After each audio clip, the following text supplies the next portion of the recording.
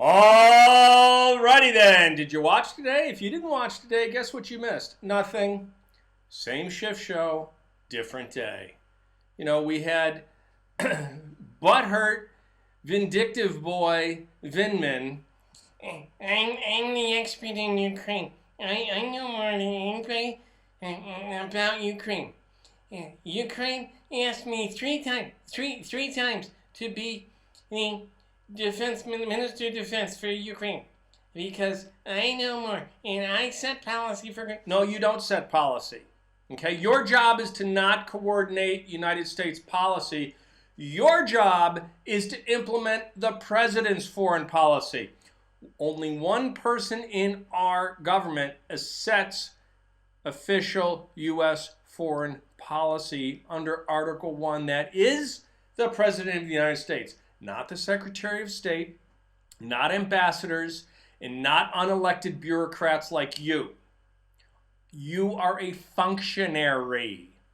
You are there solely and simply to implement the president's policy.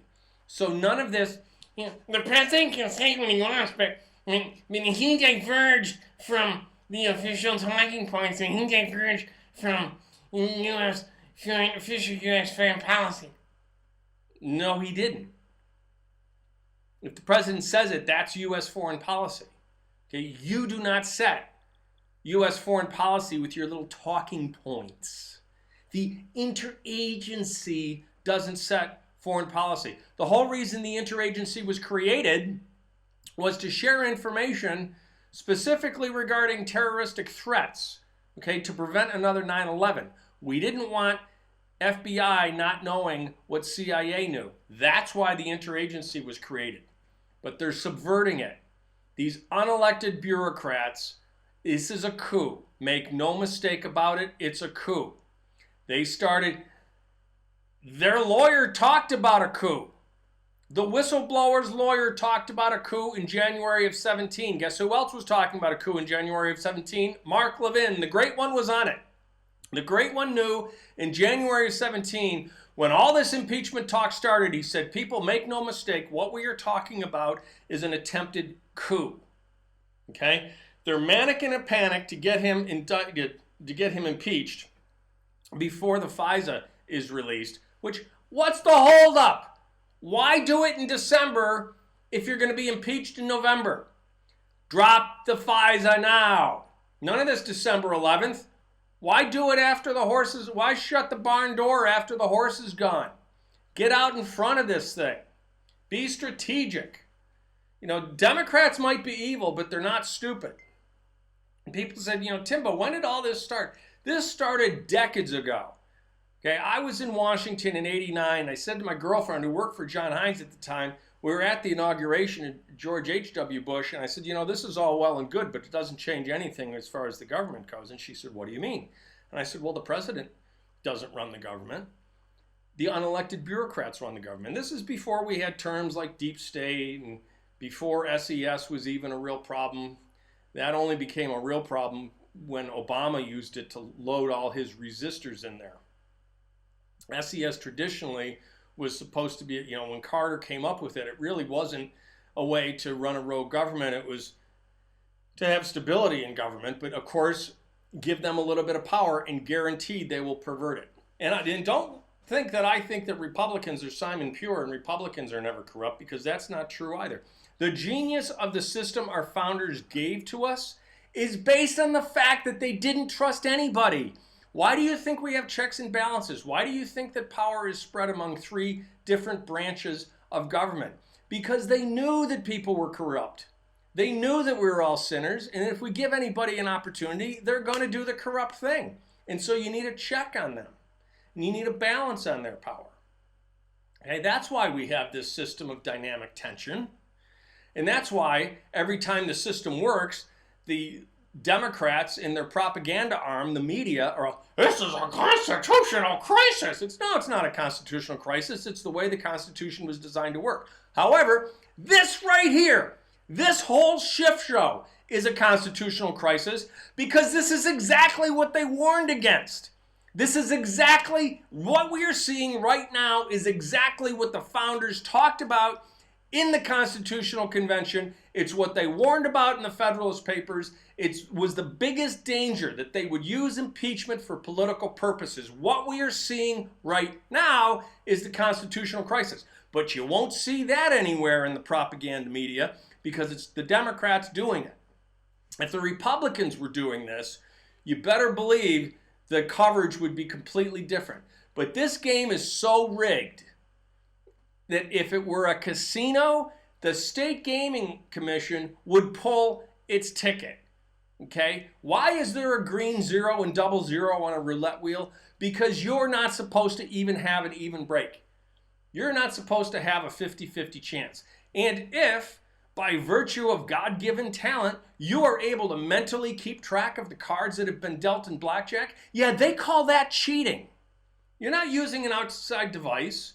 You're using your brain power. They call that cheating. And you will be banned from casinos for doing it. It's not cheating. It's using ability and skill. You can't have an even chance. Anybody that gambles is a sucker. The reason I don't gamble is because it's a rigged game. It's rigged against me. Why would I want to play a game that's not on a level playing field? I'm not a masochist. I have no desire to give people who don't care about me my money. This is such a rigged game, it wouldn't even be allowed in casinos. You know, one-armed bandits, the slot machines, and I guess you push a button now. You don't pull an arm. I don't know. I don't play. There are rules about what odds have to be, what the worst odds there can be, what the minimum payouts are. Okay? Democrats they're way past that. The payout out on these machines is 0. It's 100% that the house is going to win on this one. And yes, I did use the house, ironically, there. A little double entendre for those who know gambling terms. All right, here's what today boils down to. Orange man bad. He thinks he sets policy instead of us. If we don't impeach him, he will win re-election. That's all today boiled down to. That's all day one boiled down to. Here is the relevant testimony elicited by Representative Ratcliffe. Ms. Williams, you've never used the word bribery or bribe to explain the president's conduct, correct? No, sir. Colonel Vindman, you haven't either? That is correct.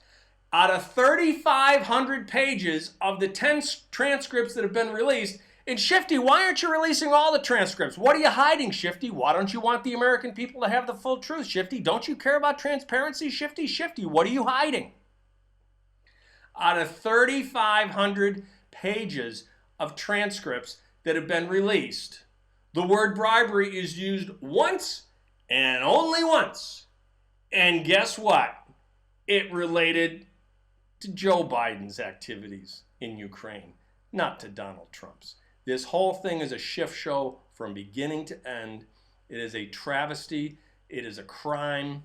It is an absolute national disgrace. If Democrats had one whit of grace or humility or shame, they would be embarrassed to be even part of this. But that's not who they are. All right. One more thing. Oh, yeah. Wasn't it funny that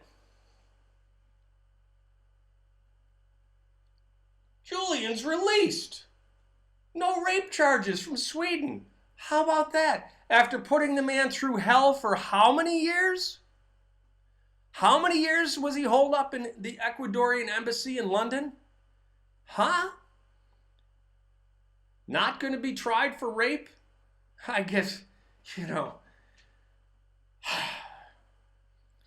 we gave it our best shot, but it's not going to work. We're not going to be able to get him on the rape charge.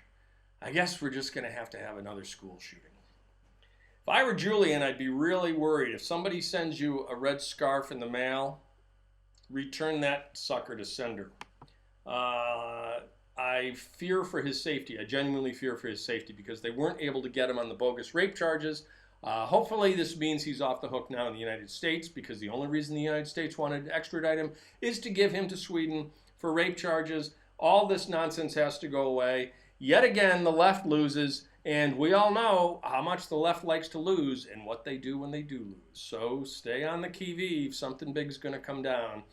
Mr. President, drop the FISA. Attorney General Barr, drop the FISA. Drop it now. There's no reason to hold on to it. You got to get it out before the impeachment occurs. If you wait until you're impeached, it's too late. All right, that's all I've got for you tonight. Until next time, God bless you. God bless these United States. Keep fighting the good fight.